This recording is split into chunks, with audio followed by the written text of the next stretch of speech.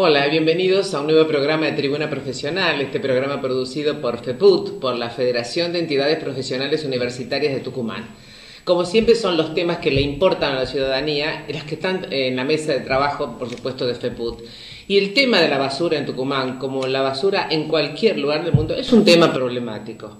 Mucho más si de pronto no tenemos conciencia a veces de que tirar la basura en lo que se llaman los basurales clandestinos o a cielo abierto o en distintos lugares o sectores de la ciudad afectan muchísimo a la población. Porque una cosa es que nos recojan los residuos todas las noches o que los pongamos en la puerta de nuestra casa, y otra cosa es convivir con algún basural cercano. Y mucho más que decir de aquellos a los que les tocó o les toca vivir en la zona donde estaban los Vázquez, que era el ex basural, o por supuesto en las nuevas zonas elegidas por el gobierno. De todas maneras hay expertos, hay personas que trabajan y hay personas que viven en esa zona. Con todos ellos, esta mesa de FEPUT hoy.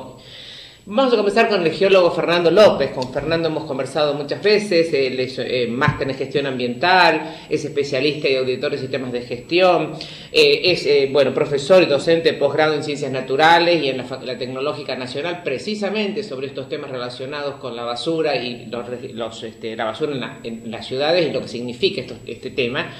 Y precisamente es uno de los que estuvo en el cierre de los Vázquez. Eso que tanto conflicto provocó en un determinado momento, además por la cercanía tan próxima a nuestra capital.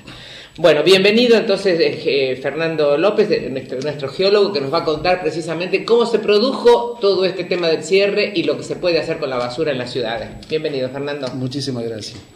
Bueno, en primer lugar quería agradecerle porque realmente difundir esta cuestión tan candente como es el residuo o la generación de residuos y toda su implicancia que tiene en la salud humana es muy importante. La toma de conciencia, yo siempre digo, lo más importante en todo esto es el ciudadano que tome conciencia de lo que está generando, porque es parte también del proceso de los residuos, como sí también las autoridades, que son las que tienen que tomar decisiones de qué hacer con los residuos, y después todo lo que implicaría desde un punto de vista sanitario la dispersión de la cuestión de residuos. En primer lugar, ¿por qué en las ciudades nos está pasando lo que nos pasa? Y no es tan solo una cuestión de residuos únicamente, sino lo vemos a diario en el tránsito, en cuestiones tan básicas de convivencia cívica, que uno llega a la conclusión de que tenemos un gran déficit de educación en ese tema. Y cuando hablo de educación no estoy haciendo hincapié únicamente en el nivel cultural, sino a nivel general, de la toma de conciencia de lo que hacemos. Ahora bien, ¿por qué la problemática se sitúa fundamentalmente en las ciudades? Uno tendría que remitirse un poco más atrás y decir que, o decimos nosotros, lo que estamos en este tema puntualmente de estudio y la parte operativa, de que tiene que ver mucho con el desarrollo del consumismo, el desarrollo económico y el desarrollo del consumismo. Es decir, de pronto un ejemplo más claro es que utilizamos hace 20 años en cuanto a un envase de gaseosa de soda, por ser tan simple. De pronto tenemos inundado de todo lo que es el PET o las botellas de plástico, y que a la vez digamos una cuestión muy impuesta por algunas marcas o la facilidad de ser únicamente tener una sola vía, el residuo o el envase ese no tiene retorno, y pasando la responsabilidad de ese envase a lo demás. A lo demás significa las autoridades y el ciudadano. También en función del consumismo es lo más fácil, lo más práctico para las personas que van de compra. Yo también planteo mucho el ejemplo de que me voy al súper, voy a hacer cola para comprar carne, o me voy a la góndola donde ya está envasada la carne. Y si uno lo piensa bien, tenemos ahí dos tipos de residuos. La bandejita y el plástico que la envuelve. Bueno, la gente sabe, por ejemplo, los plásticos, no sé cuántos miles de años se demoran en reciclar, no tiene la menor idea. No tiene la menor idea. Por eso tenemos... Ahora, si uno hiciera pregunto, como en otros lugares del mundo, separaran los residuos, sería una buena fuente de dinero de entrada para los que son los recicladores, ¿no es cierto? y sacar digamos, de los ríos o de los basurales lo que miles de años después no va a estar reciclado, ¿no? Sería lo ideal. ¿Separar la basura? Por supuesto. Cuando planteamos nosotros la parte educativa en la cuestión del residuo sólido, lo que planteamos son los primeros ejercicios que estamos haciendo con la universidad en algunas escuelas, es generar pequeños programas de separación en origen. Porque quiero contarles que el geólogo Fernando López también está en la Secretaría de Bienestar Universitario y a partir de eso también se está haciendo un trabajo importantísimo, ¿no? Sí. Entonces, los pequeños programas es concientizar a generaciones futuras. Pasa también con la cuestión de tránsito. Sí. Hay que empezar a educar. El otro tema es que muchas veces los tiempos políticos no son los tiempos reales de un programa. Sí. Pero cuánta cosa buena se puede hacer con la basura aquí o en cualquier lugar del mundo, la gente lo valora mucho del político que tome esas decisiones. Pero tiene que tener continuidad. Y tenemos, es ahí donde tenemos que tener los acuerdos de todos los factores que tienen que ver con esta problemática, con el medio ambiente en general. El medio ambiente, exacto. ¿Sí? Es decir, una idea es a determinado tiempo o empezar a descartar el uso de algunos recipientes o algunos residuos o a fines de que reduzcamos los volúmenes de residuos que se generan. ¿Cómo uno ve cuando mira las películas de otros países que la gente va al supermercado? Pongo como ejemplo Estados Unidos porque siempre me llama la atención de ver que van cargados con bolsas de cartón inmensos. Y dichas bolsas no se pueden ni levantar por el peso, pero los llevan y no tienen bolsas de plástico. Casualmente por eso, es decir, una de las grandes problemáticas que se dieron cuenta ellos, es decir, está bien, es muy práctico desde tu punto de vista del consumismo, bolsa de plástico, botella de plástico, todo lo que sea descartable, los PET, los Tetra Brick, todo lo que tenga que ver con eso, pero de pronto en el análisis de costo, cuánto sale operativamente eso, era inmenso. Pero ¿qué es lo que pasa a diferencia con los países de Iberoamérica y el Caribe? Es que tanto las legislaciones en Estados Unidos como en Europa, o Australia también, que son países desarrollados, tienen muy clarito que el generador del producto es responsable del residuo que se genera. Entonces las mismas empresas saben que está adjudicado un determinado margen del costo del producto para el tratamiento del residuo. Exacto. Ya volvemos enseguida con el geólogo Fernando López. Vamos a hablar con el licenciado Rodrigo Ascuy, que pertenece a la comisión directiva del Colegio de Profesionales en Servicio o Trabajo Social, que están con nosotros también. Está una licenciada Sofía Santillán, que enseguida va a hablar, que es miembro del colegio. Y Rodrigo ha hecho una tesina sobre lo que significa, lo que es el basural y cómo afecta al sector poblacional, porque el tema es no solamente la basura, sino los que viven cerca o bien de la basura. ¿Es así, Rodrigo? Sí, en mi caso es una licenciatura, una tesina para la licenciatura que estaba centrada específicamente en la experiencia que se vivía en el año 2005 en el sector geográfico conocido como los Vázquez. Era un pequeño aporte teórico, sistematizado también, digamos, con algunas pequeñas entrevistas que se ha hecho en la zona, donde a lo que se apuntaba principalmente era cómo esta situación por la que estaban viviendo las familias de ese lugar afectaba al sujeto, a la familia y a los vínculos en ese territorio que yo en mi tesina lo denomino como un territorio de exclusión.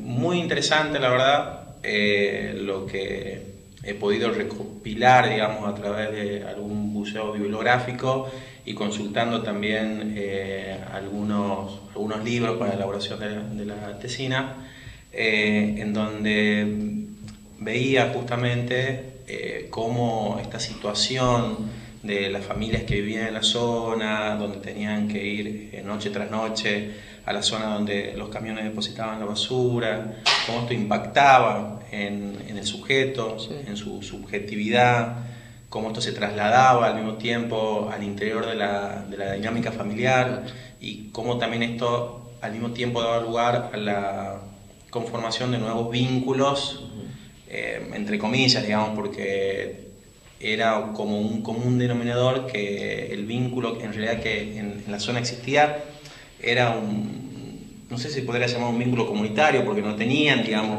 una pertenencia a la comunidad más que por denominación. Claro.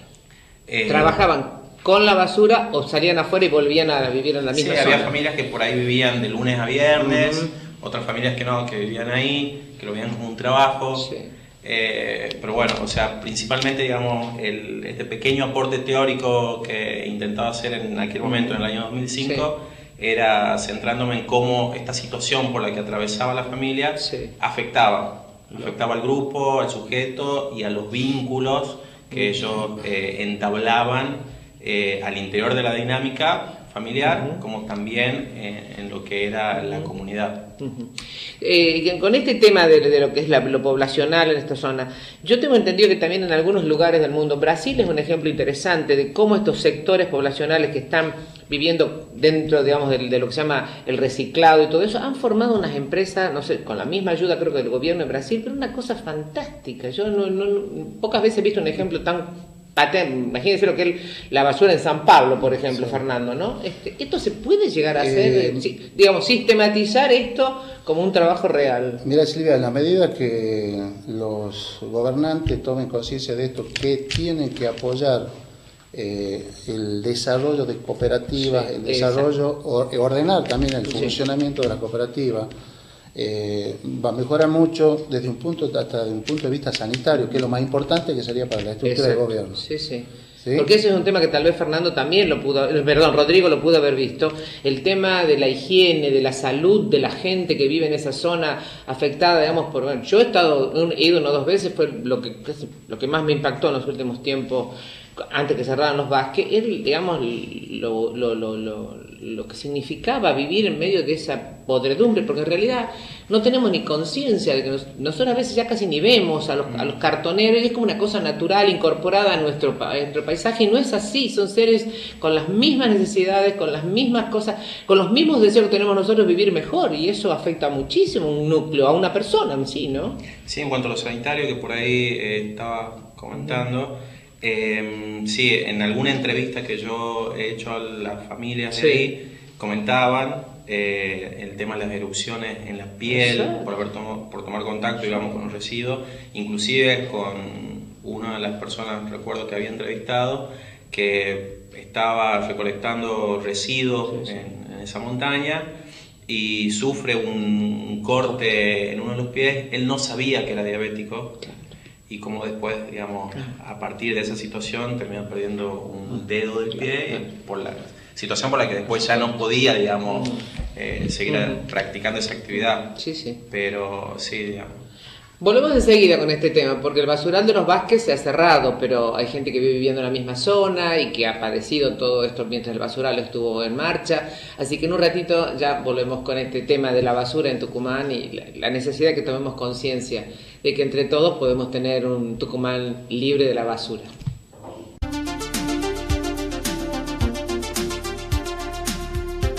Bueno, seguimos nosotros con el tema de la basura en Tucumán, y en este caso yo les decía que estaba con nosotros la licenciada Sofía Santillán, que es miembro del Colegio de Profesionales en Servicio de Trabajo Social, pero también trabaja en el Ministerio de Desarrollo Social, que tiene mucho que ver con estas políticas ambientales. Así que me gustaría, Sofía, conocer tu experiencia. También has trabajado sobre este tema en Tecinas, ¿no? Sí. Bueno, nosotros, digamos, yo tuve la oportunidad de estar trabajando en el Ministerio de Desarrollo Social y paralelamente estar haciendo la tesis también para la licenciatura, entonces tomé el tema porque nos habíamos introducido a trabajar en esto.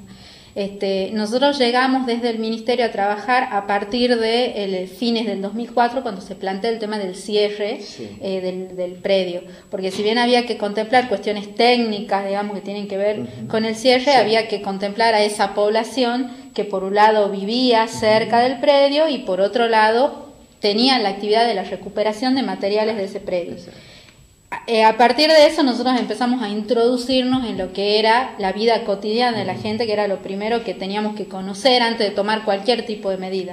Desde el Ministerio el planteo era ver qué pasaba con esas familias y qué podíamos hacer, porque cerrado el predio se entendía que esa gente quedaba sin su única fuente de ingresos.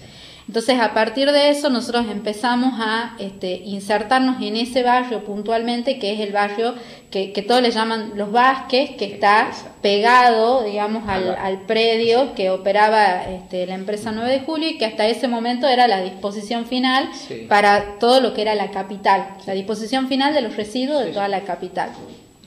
Bueno, nosotros a partir de eso, en realidad, empezamos a conocer un poco más sobre lo que es la gestión de los residuos en general, particularmente la disposición final, y la gente que vivía de esta actividad, cómo la hacía, cómo desenvolvía su vida cotidiana, digamos, en esta realidad que era la que conocían, digamos. En esa situación había varios casos. Había gente que toda la vida había vivido de los residuos, o sea que eran generaciones y generaciones. En otros casos teníamos gente que había tenido otro trabajo, pero que como había perdido el trabajo estaba dedicado a la actividad. Y bueno, y en función a eso íbamos conociendo esas realidades y viendo cómo hacían la actividad. Realmente la actividad del recuperador es una actividad que es bastante impactante al que no conoce, porque digamos nosotros como vecinos, como ciudadanos, vivimos en una ciudad, sacamos la bolsita a la puerta y no nos enteramos qué pasa, y el problema es que tampoco nos interesa qué pasa, digamos, ese es uno de los problemáticas que hay que trabajar, digamos, que tiene que ver con la educación ambiental. Entonces, en ese sentido, nosotros empezamos a tomar contacto con la gente que efectivamente trabaja, abría las bolsitas y trabajaba, claro. Lo primero que a nosotros nos ha llamado la atención en su momento ha sido que para encontrarla a la gente, porque nosotros teníamos el predio, alrededor del predio vos tenías una zona que era consolidada, nosotros llamamos consolidada, que era gente que vivía ahí ya hace tiempo, con sus casitas, digamos, de material de distintas formas, pero de distintos materiales, pero que vivía ahí todo el tiempo, era su casa. Y por otro lado, cuando uno entraba hasta el fondo, tenía lo que la gente le llamaba la ranchada, que era la zona donde la gente ponía los 4 palitos, el plástico, y vivía ahí de lunes a viernes, digamos, y el fin de semana se volvía a la casa. Entonces, y vivían obviamente hacinados, muchísima gente, pero en general no había niños en la ranchada, digamos, los chicos que había eran de la zona de la gente que vivía ahí. La primera sensación que nosotros hemos tenido, claro, era, no teníamos idea de que eso existía, por más trabajador social que uno sea, digamos, conocer, digamos, la realidad de la gente y que además la gente lo tenga naturalizado, era todo un tema que nosotros tuvimos que trabajar y prepararnos para eso.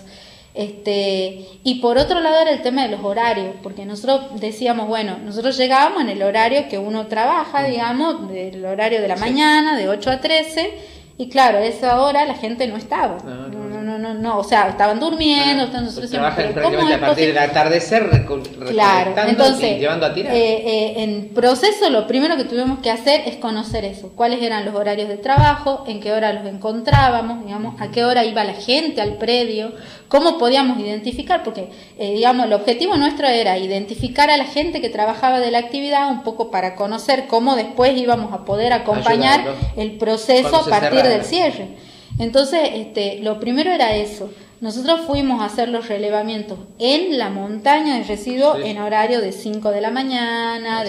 Entonces nosotros llegábamos a las 10 de la noche, instalábamos todo el equipo ahí y esperábamos que la gente empiece a llegar para hacer la actividad, para poder hacer el relevamiento de cuánta era la gente que se acercaba. Por supuesto que había gente que no quería ser relevada porque, bueno, tenía miedo, aparecían, digamos, muchísimas cosas.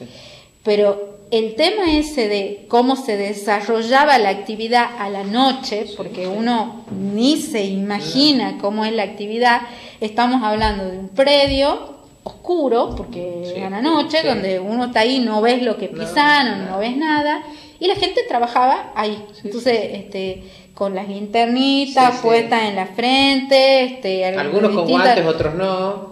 Casi ninguno con guantes, ya un poco, después las chicas te van a contar, digamos, cómo es la actividad.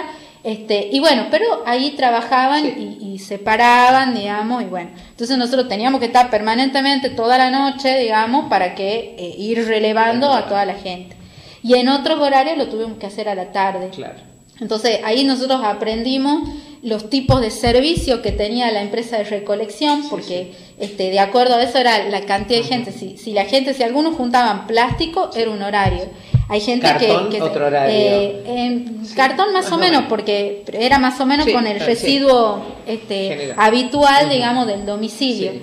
Pero el camión más esperado era lo que la gente le llamaba el especial, que era que venía, digamos, que a veces traía cuestiones de alimentos, digamos. Exactamente. Pero bueno, era toda una cuestión. Nosotros, mucha gente en Tucumán no quiere enterarse de que muchas familias comen de lo que se tira de supermercados o de mercados o de mercaditos, almacenes. En un principio, digamos, nosotros tuvimos que estudiar, digamos, todo esto porque, claro, la actividad tenía su orden. A mí lo que me ha llamado mucho la atención, porque ya después uno como que va superando diferentes etapas, me llamaba mucho la atención la organización, porque en realidad nosotros decíamos, la gente cumplía horarios, o sea, nadie los controlaba, pero la gente cumplía su horario, llegaba horario, hacía el trabajo que tenía que hacer, se tomaba el tiempo para charlar y después levantaba sus cosas y se volvía a la casa. O sea, era bien sistemático todo. Entonces, en función de eso también era lo que impactaba en la familia, que era un poco lo que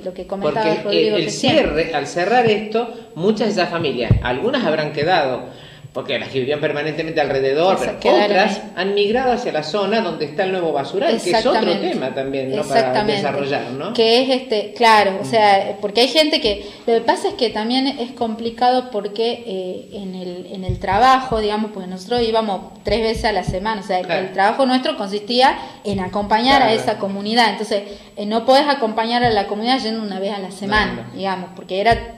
Y el Ministerio ha logrado, en algunos casos, ustedes como trabajadores sociales, ver que mucha de esa gente ha podido ser reacomodada en otra cosa que no fuera a trabajar en la basura, que es lo importante, ¿no? Sí. Yo, en ese sentido, lo que son procesos sociales, es muy difícil ver los resultados del trabajo que uno inicia, digamos.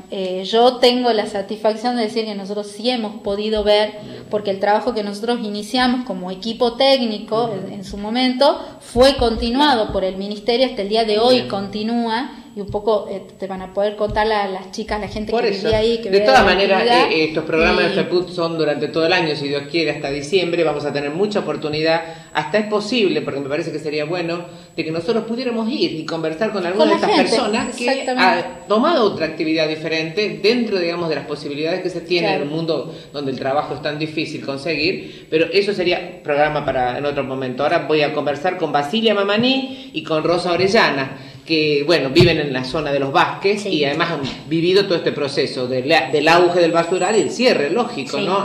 A ver, Basilia, cuénteme, usted vive al frente, digamos. Sí, frente a la basura yo vivía. Ahí vamos a contar botella, cartón, bueno, de eso vivía. Esa es la división concreta, ¿no? El vidrio, la botella, el plástico y el cartón. Y lo otro es, digamos, otra cosa. Sí. ¿Y su familia siguió viviendo en esa zona y siguió con el tema de recoger la basura por la noche y todo ese tipo, o ha optado por otras cosas? No, ahora tenemos cooperativa, estamos viviendo de la cooperativa. Ajá. ¿Y la cooperativa cómo se formó? ¿En base a qué? Y la Sofía y Esteban, ellos le han hecho la cooperativa, bueno, ellos mandan. En realidad los chicos, varias de la gente que trabajaba y que vivía en los Vázquez ha pasado a formar parte de cooperativas del programa Argentina Trabaja. Ajá, bien. Entonces eso es un poco lo que ella te cuenta. No tiene que ver con la actividad no. Ahora hacen otro tipo de actividades. Han podido sí. salir de ese, digamos, de vivir del basural, ¿no es cierto? Sí, ahora sí han cerrado la basura. Han cerrado. Sí. Y Rosa, como también está en la cooperativa, sí. Y también en un momento dado la familia vivía Claro, del sí, basural. mi marido, digamos, trabajaba, juntaba la botella, el hueso, o sea, prácticamente lo que todos juntábamos. Sí. Digamos, el fin de semana vendíamos y ya teníamos, por supuesto, la plata para subsistir, porque no es otra cosa más que subsistir, ¿no? Exactamente. Y después nos han dado el gobierno, digamos, un sueldo de 250 pesos que ayudaba. Sí, subsidio. Que es un subsidio. Exacto. Que digamos, hemos salido adelante porque ya, digamos, prácticamente cuando han cerrado no teníamos que otra cosa. Bueno, yo vendía bollo, digamos, en casa, bien. pero tampoco no era suficiente para... para sobrevivir, digamos, y nos dan, digamos, los 250 pesos, Sí. eso que siguen ayudando a la gente. ¿Y los hombres de la familia qué pasa? Mi marido ahora trabaja en construcción. Está bien. Mi marido trabaja en Río, cargando arena al carrito. Bien, o sea que subsisten con la cooperativa, con los subsidios, y de pronto han podido salir de ese medio ambiente tenemos, digamos, una casa de material. Antes Claro. Antes teníamos una casa de plástico, yo tenía galería de plástico, ahora ya no, porque tenemos trabajo y ya no. Pero a medida, digamos, que Sí. los ha dignificado todo esto, han podido saber que se puede vivir sin necesidad de, digamos, de tratar, porque Sí, debe ser sí. muy inhumano, hasta que diríamos, Sí, ¿no? verdad. Vivir en medio de la basura, de lo que significa.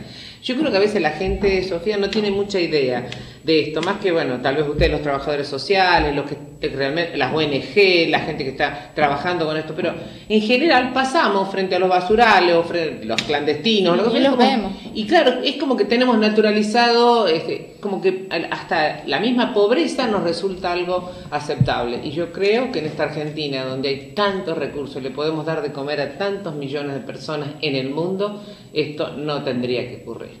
No va a ser ni el primero ni el último, es el primero, pero no es el último de los programas. Estos son temas de tipo social que son los más importantes en una sociedad, donde tal vez aquellos que hemos tenido la suerte de tener educación, hemos ido a la escuela, esto nos ha hecho libres, nos ha permitido elegir, poder salir adelante. Lo mismo es para todo el mundo. Y ese derecho, ese es un deber que todos nosotros como ciudadanos debemos poner en práctica todos los días. Cuando termine este programa, usted recuerde, puede dividir la basura, puede ayudar a aquellos que aún lo continúan reciclando, pero también debe saber que esa bolsita no debe ser tirada a la calle los días que llueve ni en un basural clandestino. Si entre todos hacemos un Tucumán mejor, seguramente será un Tucumán libre de basura. Le agradecemos muchísimo que hayan estado con nosotros. Hasta el próximo programa, si Dios quiere.